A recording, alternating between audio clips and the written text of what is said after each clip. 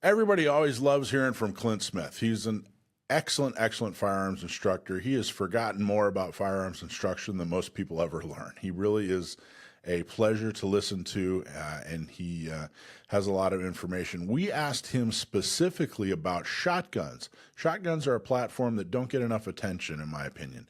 Not enough is talked about when it comes to shotguns. So we wanted to ask him specifically what are his thoughts on shotguns and how and when they should be used. So check out this interview. Listen to Clint Smith. I think you're going to really love it. One of our most popular guests is back, Clint Smith from Thunder Ranch. But first, self-defense and emergencies can happen to anyone, and there is no guarantee that the justice system will be on your side. Gun owners should have coverage for the legal battle after your self-defense battle. So while you protect your family and property, U.S. Law Shield is here to defend you 24/7, 365 days a year with comprehensive self-defense coverage at an affordable price. Bad guys don't take days off, and neither does our coverage. Guess what, Gun Owner Radio listeners? You can get 2 free months of coverage when you join. Use promo code American1 at uslawshield.com/America. All right, so our guest needs no introduction. Truly, every time we have him on, we get a ton of positive feedback. He is a nationally known and respected firearms trainer from Thunder Ranch, which is in Oregon. That is a nationally known, well-known training facility. And so we're very, very happy to welcome Clint Smith back to the show. How are you, Clint? I'm fine, sir. How are you all today? Good. Thank you so much for joining us. I wanted you to come on today. I wanted to talk about shotguns. I think that I'm actually a big fan of the platform when it comes to, home defense, self-defense, or just in general. I think it's extremely underrated. It's definitely underutilized by the public. I know a ton of people with a dozen ARs and a dozen Glocks and 0 shotguns. And I think that's a mistake. So I actually have a very specific shotgun question to ask you that I'm going to ask you a little bit later in the show. But I just wanted to come on and talk about shotguns in general. Give us the lay of the land. What are your thoughts in general on the platform as far as people using it for the everyday citizen using it for self-defense? Well, I think as far as home defense, I think it's a very powerful gun. It has strength in that it, based on the ammunition, probably won't shoot, shall we say, through as many walls in the case of a miss, like in the sense of like maybe a green tip AR round, you know what I'm saying? And most of the time, most handgun rounds will go through more walls than like a 55 grain ball from a 223, where the shotgun doesn't have that issue. I think the big thing of just lay of the land, you got to know how to load the gun because it doesn't hold very much ammo. So a comparable gun in my mind's eye would be like a 6-shot revolver and a shotgun. Those are 2 guns that if you're going to have them and own them and use them, then you got to know how to load the gun. So probably with a shotgun, if I picked it up at Dark 30, I would fight with what's in the gun or on the gun. So I think that probably rounds in the gun is good. And, a lot of people want to answer that by getting a 10-round magazine extension, and that's awesome. I always tell people, great, load it with 10 rounds of double aught buck, and now hold the gun and ready for 20 minutes while you wait for the police to come. The gun gets really heavy, so I like magazine extensions, but I don't use them the way that most people do. I always let's say it gives me 2 extra rounds.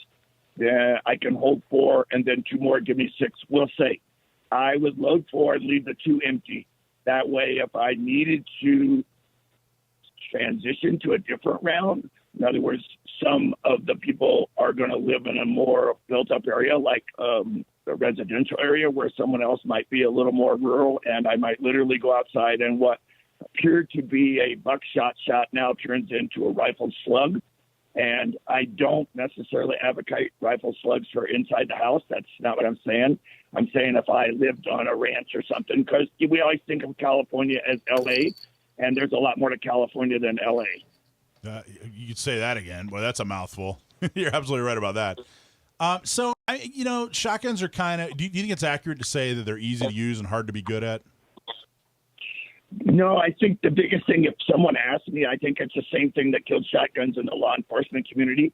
if I was going to be king for a day, and I'm not, thank goodness, okay, I would cut 1 inch off of every stock in America that was a shotgun, because most of the shotguns, the stocks are too long. Yeah. And so people are stretched out over the gun, and then when they're stretched, then the recoil is abusive. So a couple of things would be helpful. One, I might consider having a little bit shorter stock gun. I wouldn't have a pistol grip. I think they're goofy, but I won't go there. The other thing I would do is we do have a remarkable redeeming value today that we didn't have 10, 15 years ago, and that's tactical ammunition. So it's still powerful, but it's not like shooting a 3-inch Magnum where it literally knocks your fillings out of your teeth. So the tactical loads are going to be a lot more, shall we say, user-friendly. And bluntly, if the guy is 5 yards down the hall and I shoot him with a skeet load, he's going to know he's been shot. I'm sorry, I got it. I'd rather not shoot someone. And you know me, we've talked before. When I teach, I don't teach people about shooting people. That's not our job. But I also don't want my family to be, subjected to the whims of other people without their permission. So my preference would be a stock that fit, and then I would go with tactical ammunition. Well, and I'm a really basic guy. I'm not smart enough to use a lot of accessories, and I'm a really, really basic guy. So my Mossberg 500 is in a fairly basic setup. It's all fairly stock. However, one of the best things I did was I got rid of the stock and got the Magpul has a stock that you can shorten. It's got the little pieces in there. You can make it longer or shorter. And I made my shotgun stock really, really short. And you're absolutely right. Totally changed everything in a good way. Right. It's positive. And, for you and I, if you just ask me, okay, Clint, give me the idea. I go, okay, great. The Magpul answers the idea of the stock. I personally would, if someone asked me, like I always do, I would have a white light on the gun. Yeah. And it isn't so much that I'm going to go hunting, shall we say, and you know what I mean by that. Yeah. But I don't want to shoot the wrong thing. And there's been numerous cases all over the United States, but especially in California, people shooting. I heard a noise in the night. Well, the reason for a flashlight on a shotgun is like a reason for a light on a pistol or rifle. I use the light to find a light switch on the wall, which I'm going to turn on.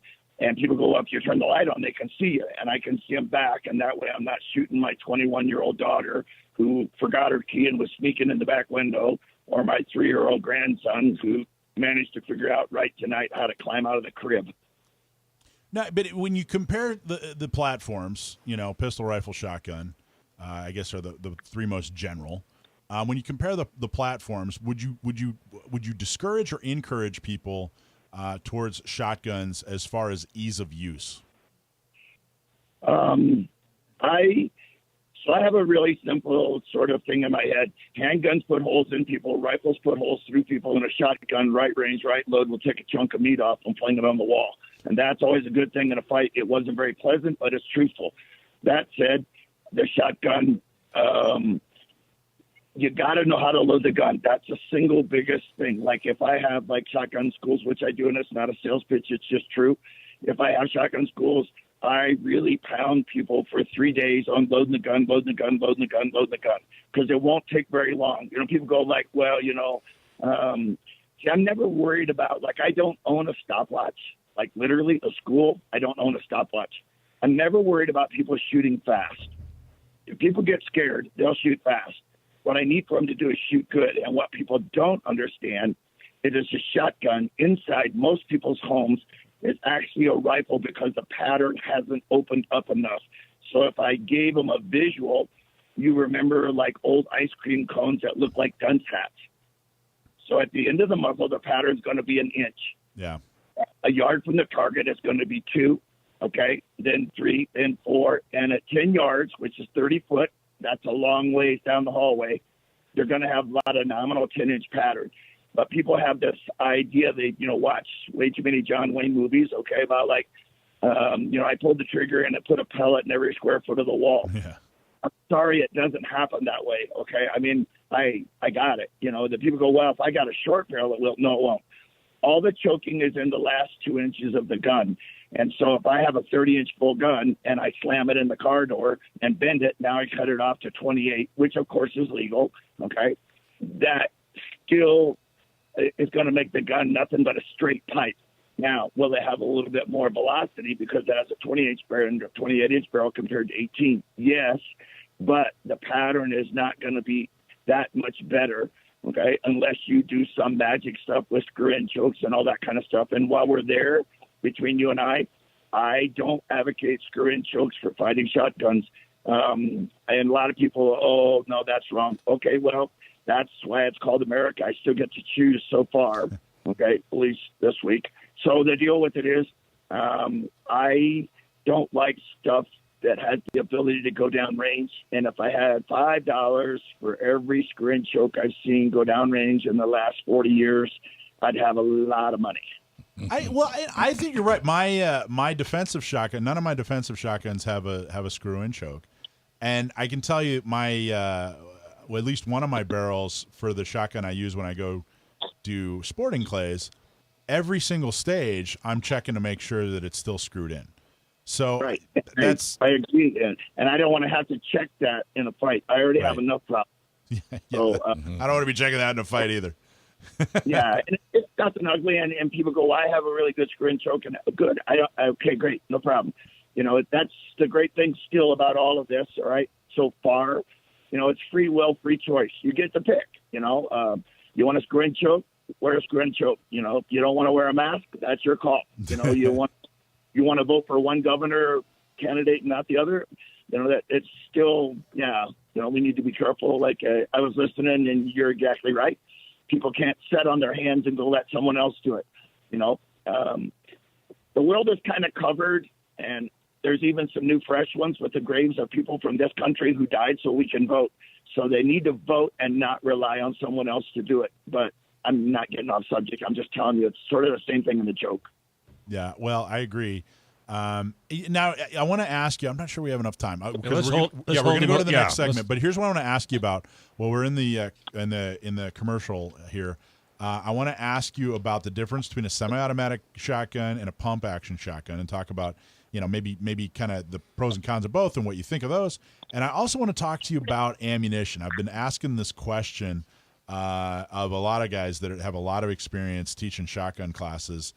You've already kind of set it up for me with some of the discussion on buckshot and everything, but I want to talk about those two things specifically. And again, we're doing this segment. I'm really passionate about shotguns for defensive use, so I'm really encouraging people out there to get a shotgun and get training. And that's the whole point of this. But I want to get as much good information out there as we can. So. All right, Clint. Hopefully you wrote that down because he's gonna forget what he wanted to ask you. Our freedom of speech is just as important as our freedom of self-defense. Amen. And we are thrilled to support an American company like MyPillow. Go to mypillow.com and use the code FREEMARKET3 and get up to 66% off America's best pillows. You can get a great night's sleep and enjoy the satisfaction of supporting companies fighting against cancel culture. That's mypillow.com and use the code FREEMARKET3 for up to a 66% discount. That's pretty good. All right, we're back with Clint Smith from Thunder Ranch. How you doing, buddy? We're talking shotguns. We have a couple guys in the studio here, Brett and Mike, and they're former special op guys from the Coast Guard. Right? I got that right? Yep. And everybody I talk to about shotguns, when you start talking about shotguns, no one has a negative opinion about shotguns. If they know what they're talking about, they're like, oh, yeah, of course. People have varying opinions on pistols and rifles and ARs and no, you shouldn't, whatever. Shotguns are, but yep. If everyone I know who knows what they're talking about, when you bring up shotguns, they go, yes, absolutely. It's a great platform. People should know it better. Why do you think it's not more popular? Why aren't more people buying, and training with shotguns, Clint? Well, I think the big thing is it goes back to what we talked about just briefly ago. When in my time as a cop, I can remember that when people had to qualify with handguns, it was no big deal, and then some with rifles. But when you went to shotgun, you would have grown men almost start to cry. And I think the deal with it was the ammunition. Okay, like I said, in my day, cop, from in the 70s, okay, was like 3-inch magnums that was the bread and butter. But the problem with it is it just beats the crap out of people. And so, like, I don't care who you are, okay? I mean, I know a couple maniacs who will, like, go out and shoot, a truckload of 3-inch mags, but I'm not one of those guys. I mean, I don't mind shooting the thing, and people go like, well, 3-inch mag hits harder. Well, how hard do you want to hit them? I mean, if you hit them with number 4 buck, I'm putting 27 pellets on the guy, and based on distance to target, it's going to be reasonably effective. I think the thing is the stocks are too long, the ammo is the issue, and then no one really took the time to train people how to use the gun effectively, like in the sense of loading it. So the deal with it is it was much easier. And, I go through this because, without sounding like a sales pitch, I've written some books on rifles, and I mentioned in there that when we went to rifles, everyone goes, yeah, we need to have this. And I go, well, if your rifle program is not going to be any better than your shotgun program as far as the amount of ammunition and training, then there's no sense in changing. Okay, so like, I can, when I do a shotgun class, people love it, man. They're just like, but you got it. There's shortcomings. The most consistent thing about a shotgun is that it's inconsistent. I can take 5 consecutive serial numbers, and I can shoot the same ammunition through them, and every one of them will pattern differently. That doesn't bother me. One of the greatest things that shotguns ever did was they had the 5-round box of ammo.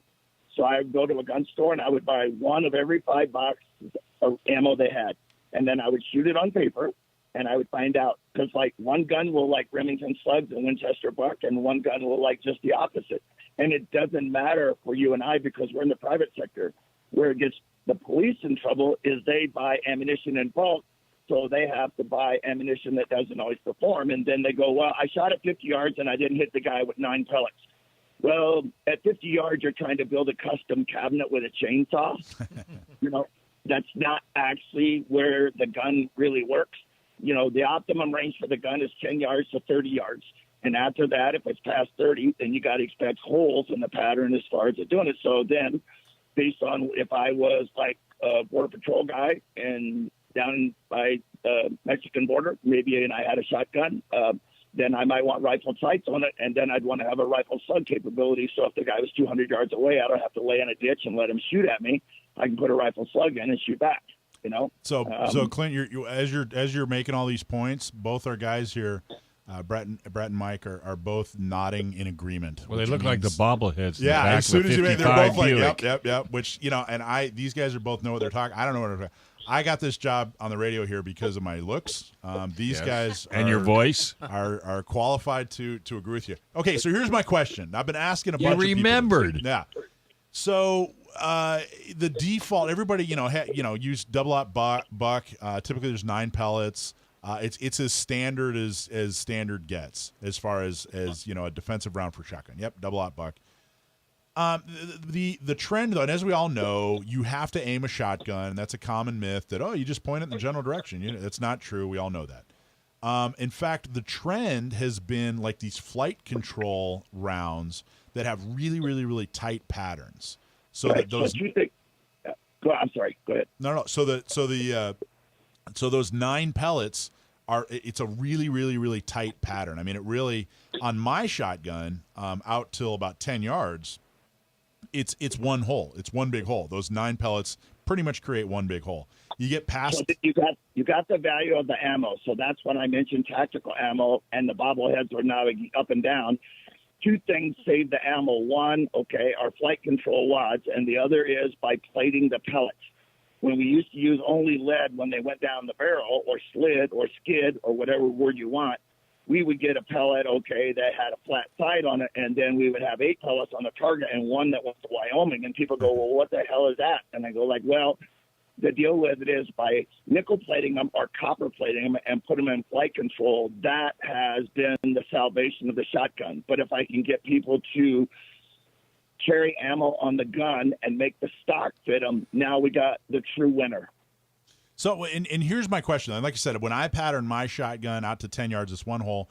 Out to 15 yards, you might start seeing a little bit of a spread with my shotgun. But that seems to be pretty standard. I don't think that's too far off from most shotguns that are set up for self-defense, I don't think. Here's my question. If we're doing this, if we're getting the double-aught buck, which I think became the self-defense ammo because it was the best thing at the time, and now they're continuing to improve it. which makes a lot of sense. But if we're doing all that with double-aught buck to make these nice tight patterns, why aren't we switching to slug for self-defense? Well, slug's a rifle, and it's going to carry a long ways. You know from my past that I worked at Gunsight, and when I was with Mr. Cooper, he owned a shotgun, okay, but he stuffed it full of slugs because his basis for his marksmanship was based on shooting rifles, not necessarily. In other words, he's not like a sporting clays guy. I don't even know if they had sporting clays then, but the point of it is he turned a shotgun into a rifle. And yet I dealt with another guy who was an Olympic gold medalist, okay, and he wanted everything to be BBs and smaller pellets.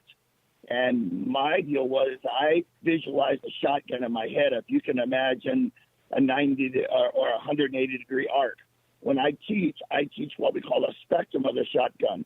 One of the greatest books that people can buy is the Shooter's Bible. I don't sell them, so I can't get in trouble. But the point of it is, go in the back and look at all the different ammunition types that are available. I mean, there's probably 100 variations of birdshot. So this is where you start to learn the tool. It's not like I'm going to take an Indy 500 car out and drive it the first day in the race. In other words, I got some practice with it. So the ammunition, I mean, it was a series of errors before. You know, the stock was, okay, so think of it this way. Before, when we talk about the kind of gun, if you ask me straight up, if someone goes, I'm going to have one shotgun, what should I have? I go, a pump gun.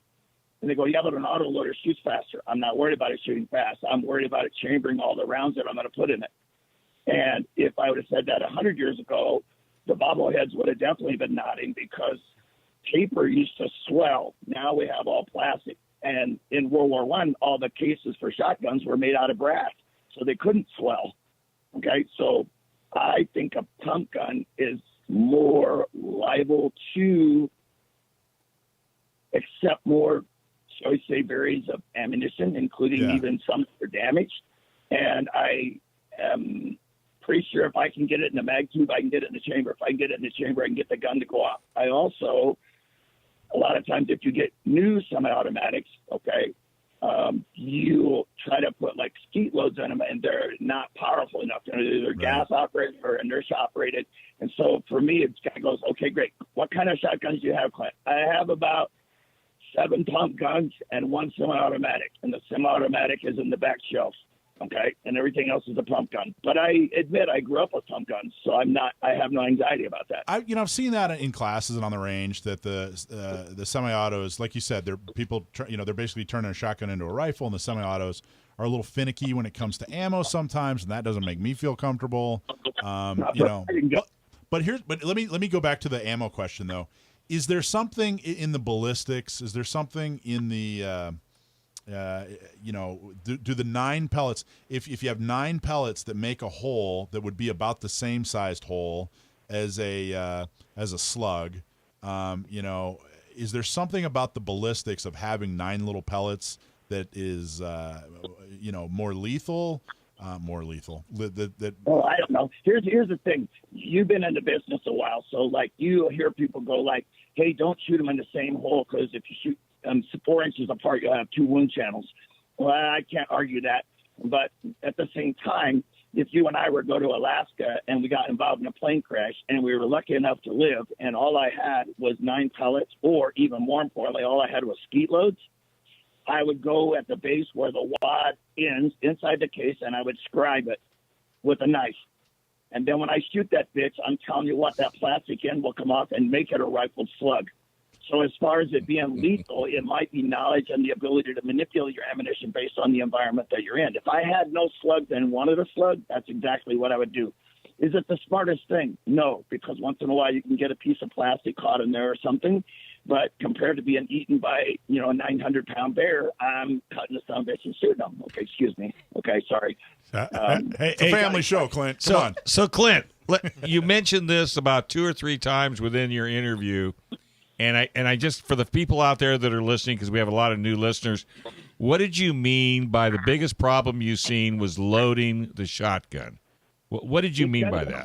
It doesn't hold very much ammo. If you take a standard 870 out of the box, it'll hold 1 in the chamber and 4 in the tube. So if like you have a Mossberg 500, okay, it might have an extension on it, so it may hold 6. So the idea is that people go like, well, the shell's great big, it won't be hard to load. It is hard to load when your heart rate's 250. You have a wet spot in your shorts, and a guy's coming down the hallway with a big knife. So personally, I would like have the mag tube like I told you, but not necessarily for loading it unless we were in the zombie apocalypse. Okay. That said, I personally would put like 4 rounds in the gun, and then I would have a side saddle mounted on the side that held 4 or 6 rounds additionally. And then if I needed to change the flavors, because I lived in Pompano, Montana, and I needed to have the back 2B rifle slugs, then that's what I would do. But they don't hold much ammo. And when people, what they forget is that people, I'll take them in a tactical house, okay, and they'll go bang, bang, bang, bang. And I go, how many rounds you fire? And they go 2. And I go, well, there's 5 pieces of 9mm brass on the floor. So how do we account for that? I'm sorry, but everyone talks about being really cool.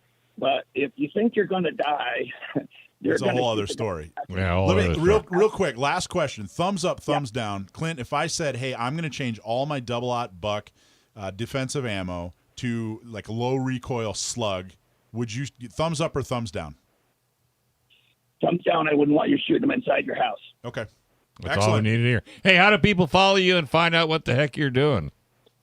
They can just go online and put Thunder Ranch, Oregon, and if I could address one thing very quickly, okay, there's been some discussions back and forth about the ranch, the physical ranch / Thunder Ranch, the property, the 900 acres is for sale.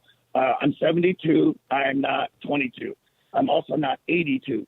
So I don't plan on retiring. I plan to teach. And, for anyone who might be listening who hasn't got to work, whatever classes we have scheduled, we're finishing. And we also already have stuff set up for next year. So I think I'm going to teach a class a week after I die just because I'm ornery.